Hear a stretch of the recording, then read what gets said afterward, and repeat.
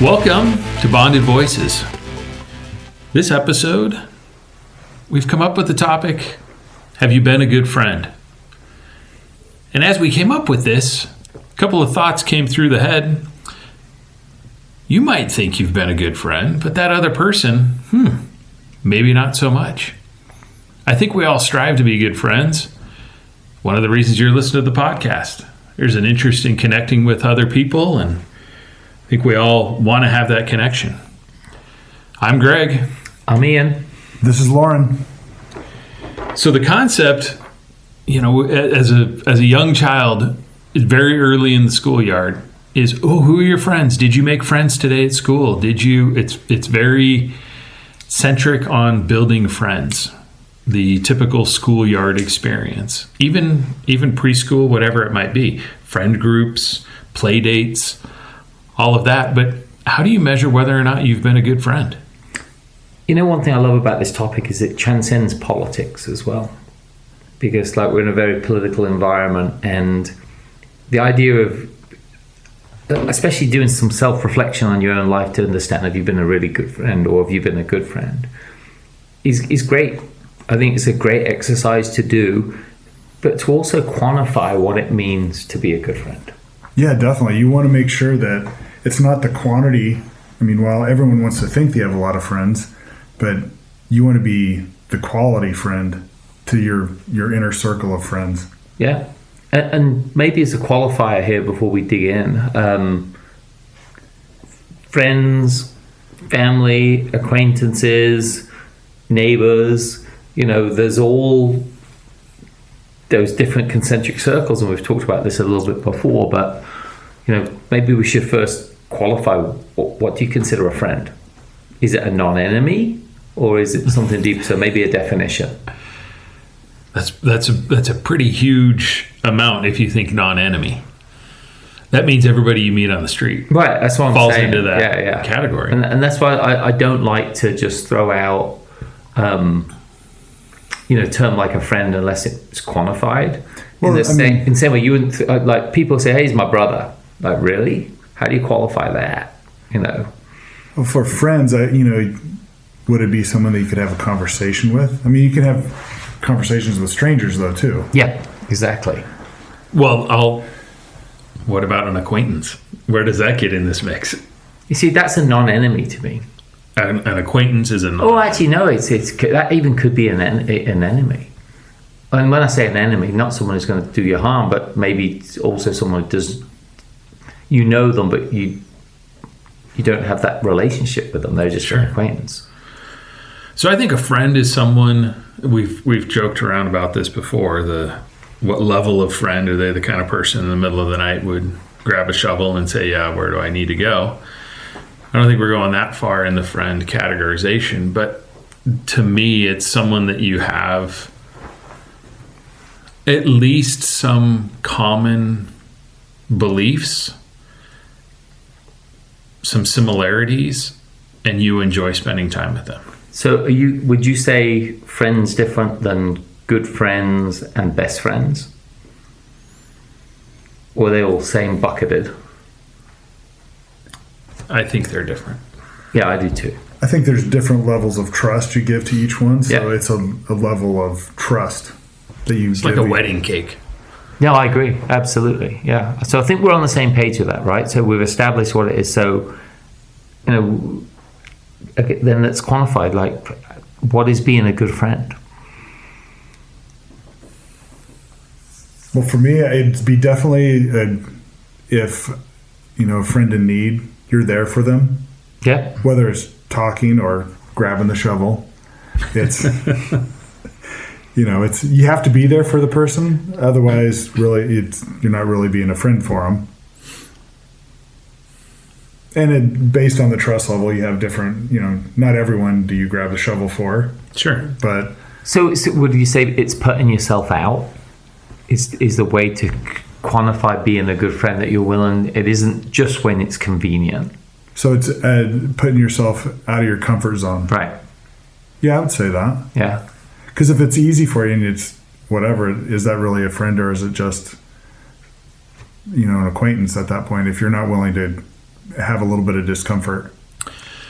So we touched on this in an earlier podcast about as you go through life, your friend group changes. There are people that you grow close with and others that you might grow more distant. And I think that's probably part of a dynamic as well when we ask the question of have you been a good friend? I think it's different if you consider people that maybe you've drifted away from. I think that is where we could take a moment to pause and think, was it something that I did? Was I not a good friend? And that's what drove that wedge and made the other person decide, you know what? I'm done. That's the last time that I reach out to them and they don't reach back out to me. Or it's, what do you got? Go ahead. No, I was just going to throw in because that you really triggered something because within the last 2 weeks, I've had one friend, and I consider him a good friend actually, who I haven't spoken to since 2021. He only lives 10 miles away. And another one who lives maybe 14 miles away who texted me tonight at church. And I'm like, I haven't spoken to him in a long while. There's nothing negative between us. It's just convenience. Sure. But great friends. And I've got those people, some people like that who live in England and Australia and New Zealand who I'd still consider good friends. I haven't spoken to them in years. Mm-hmm. Now, is that maybe I'm not a good friend, right? Well, wheel the couch out again. Yeah, right. Or is it just a case of like, that's just the way life is? I think it's the way life is. I do too. Yeah. When we look at some of the commonalities that brought us together were geographical location, ages of kids, and kids' interests all aligned. Not 100% on everything, but that connected the three of us around this coffee table. There's got to be some connective tissue to become friends in the first place. Sure. You know, because I think a lot of people lose themselves in my work friends. Mm-hmm. And it's quite interesting how when you leave a job or exit a job in any way, that there's almost this fading off moment from people who you talk to every day to now they don't call. Yeah. Mm-hmm. And so, then it seems weird to actually call them. Absolutely. Well, yeah, your connective tissue there is your work, and then you have no shared experience anymore and go separate ways. Which that brings to mind what to do when you're laid off. That previous podcast that we did, and that's probably something to keep in mind about that, because obviously this economic cycle that we're all experiencing, keep that in mind. If maybe it's a chance for an opportunity to reach out to someone that you used to be close with at work, good work friend, they might want to call. You know, I'd actually say, and I can't remember fully whether we covered it in that episode, but I would give advice that you should stay in touch with those people, especially the ones that you considered friends. Because I had people, like some people don't talk other than work, and they consider them work friends, but all they do is talk about work stuff. Right. I had a lot of people in ex-jobs where I talked to them a lot of things about life, family, all that sort of stuff. I have a few friends like that, and I met one of my good friends. We met at work, and we've been friends for 20 years now. But it's funny because, like you said, most of your work friends you talk work-related issues, or the shared, the boss sucks today type of conversation. Right, yeah. But once you leave a job, you don't really talk to those people. I have maybe one or two that I've worked with that I still talk to. So that friend that you mentioned 20 years ago, are both of you still in the same profession? Yes. Interesting. You know, when I think about work, and I think about how, it's so scorned to the idea of forming relationships at work, sexual relationships, right? But I think that also filters over into, it's a little bit looked down upon to talk too much about other things other than work in case it gets awkward. Sure. So, and maybe there's too many people who don't do that, which is a huge missed opportunity, because if you think of the amount of time you spend per week working, and if you only have work conversations with those people, because I think what people miss is work is life. The things you do at work are supposed to be creating better lives for people, right? I think that's where the idea of value and benefits come from, right? No one says, instead of let's draw up a benefit statement, hey, let's draw up a list of the negatives that are going to come out of this product launch. So live to work or work to live, two different mindsets, right? But I think I've made it as a conscious effort to have very much non-work related conversations, and someone could call them water cooler things, but they're much deeper than did you see the latest football game or basketball game or something like that. It's a lot more caring, like how's your family, oh you got a sick kid, that sort of stuff. Do you think, and I'm sorry I didn't mean to cut you off, but do you think that as more organizations are requiring people to return to work, that opens up more opportunity for the water cooler conversation and the, hey, it's a smoke break, let's both go out and smoke at the same time, to allow more of those discussions where there might be an opportunity to build more outside of work. But it may be a really good thing. So I know big corporations, and the one I work for is really pushing, you'll have, water cooler talks, whatever. But they don't put it in terms of, you'll make a good friend. You're like, well, this is how you can help the company because you may be working on something similar.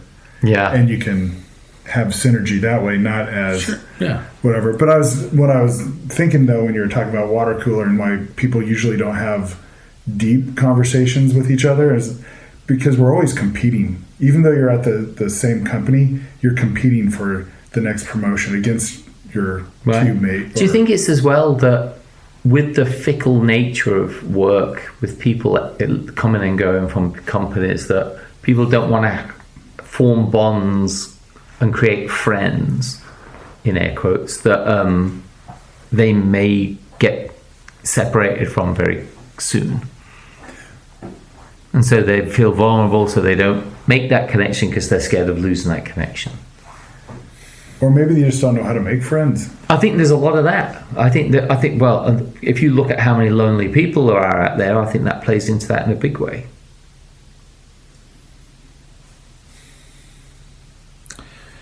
The thought that came to mind would be a family that relocates often. So someone as a child might be in a school for half a year, a whole year, 2 years, 6 months, whatever it might be. 6 months, the same as a half a year, by the way. But that idea. Well, we're talking 26 weeks. Yeah. Sure. or 2/4 of a year. So the idea of not wanting to commit to build that relationship, it would be interesting to go down that path, not on this particular podcast, but on whether or not there are different abilities for someone to trust building that relationship, knowing that, hey, I'm not going to be here very long. I'm going to be moving along pretty quick. And maybe it's a move on their own part. Maybe they... it's a self-preservation piece, I think. Sure. That they don't want to feel that pain of, because I've seen it at airports. I remember I've done a lot of traveling where I'm like, bye.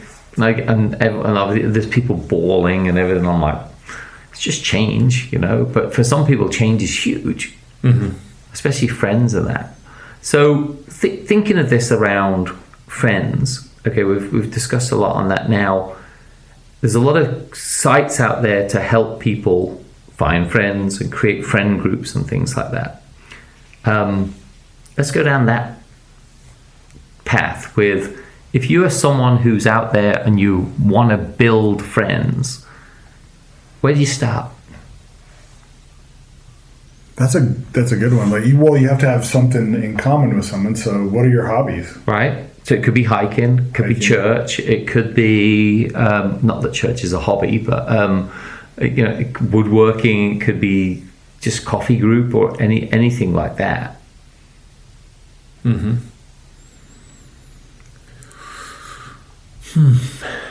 Yeah. I'm just thinking that the folks that are joining us today for a cup of coffee around the table, our target group is not kids that are still in school. And so the opportunities to build those relationships are more, you have to make a conscious effort. And I think there's some amazing, depending upon where you live, there's an amazing amount of, we're all here in Arizona, and there's all kinds of hiking groups and different organized adult groups to help people connect for this exact purpose of building friendships. I think it goes back to an earlier, what's the significance of saying hello? Because if you walk through life with blinders on and you go to the grocery store and you go down the aisle and you don't say hello to anybody and you're standing behind somebody in line at the grocery store, you need to put yourself out there. You need to say hello to people. Yeah, go get started. Yeah, definitely. It's funny is like when I go hiking all the time, and how many I say hi to people as I'm hiking all the time as I meet them on the trail, and it's amazing how many people just put their head down and don't make eye contact. It's the, you know, the trail's not that well, you wide. look like Sasquatch, so I'm not surprised. That's true. No, but you mentioned kids, right? And I wonder with our boys and daughters is how many of them think they've got more friends than they have. And we should probably get onto in a minute the whole idea of Facebook friends, right? But at school, how many real friends do they have compared with how many people that they call friends as in they're not currently enemies? I think that's been a very, at least for my children, it's been a very telling experience because they've all gone through that of, you know, I thought this is my perception, this is reality, and they're very different. Right. I thought were they different in the fact that they thought they were friends or that they thought they were being better friends to them? I think the volume of people they thought they could rely on as friends was larger than what they realized. Was larger? They thought... Oh, they thought was larger, so it was actually correct. Ended up being smaller. Yeah. Right? That's probably right. Yeah. You know? Because everyone wants to be friendly, and people mistake being friendly with being friends. But there's also been situations that will arise where there are people that are more friendly or more stand up for another one, stand up for someone else, that have surprised the kids as well. Like, oh, I didn't realize I had a better relationship with that individual than I thought. And so there's been both sides of that pendulum. See, I look at my boys and I think to myself, are they making better friends with school friends or friends through their church groups or friends through their sports activities? And I sort of like quietly just monitor it just to see, just of interest, like where those friends come from. Because again, show me the man, show me the friends and I'll show you the man. Mm-hmm. It's looking forward to like what sort of people are they going to be based on who their friends end up being. Mm-hmm. So that's something I really enjoy watching because because you want them to live a great life, and having good friends is, I think, part of living that great life. Yeah, well, when we're not around, they're going to rely on their friends for advice. So yeah, and they probably rely on their friends more for advice than they do us. So see, and it's interesting because I think there's situations where, especially passionate relationships within marriage, it is a lot more dangerous than a friendship. Like, unless a friend's going to screw you over big time, that will last sometimes a lot longer than a lot of marriages will. Mm-hmm. Mm-hmm. You know, so having that to fall back on, especially if you have a tumultuous marital relationship's super important. Do you guys, going back to that, the friend group bigger than reality? Have you had that experience? I know I've had that experience where I've thought, oh man, I've got like 973 friends. Yeah, No, I that's don't. what Facebook says. So, Yeah, exactly. Now, I've always been very, and this isn't bragging. I've always been very sort of conscious of. Again, back to one of our early episodes, who's a good friend, great friend, or an acquaintance. So I think that's important because, again, to your point, if you think you've got way more than you do, and you invite them all and no one turns up, that's kind of crushing. Sure. I think I would say I was shocked, thinking thought I had more friends at different points in my life. I thought I had more friends that I did, and when it push came to shove, there was instances you're like, oh, okay, that's interesting. Then I thought we were better friends than that, but you know. See, and I don't think a lot of men, especially within their middle age or older, commit suicide who have a lot of good friends. At least friends they can talk to. Well, I think that's based on how comfortable they are expressing their that friend group, the connection that they have. Right. There's a lot of ego that goes into, no, I can't show that I'm struggling. I can't show that I'm having a hard time because it's all pounding my chest, ego driven. So is that because I'm thinking about it because we've all had friends that have committed suicide, and is it because we thought we were there for them if they needed to talk, but we didn't let them know that we were there? Absolutely. So we need to be better about communicating. You are a friend of mine. Right. Yeah. No. It needs to be verbalized for sure. Mm-hmm. Like I remember the first guy who I knew committed suicide middle age was in New Zealand. He used to go out hiking on his own. Very sort of analytical sort of guy.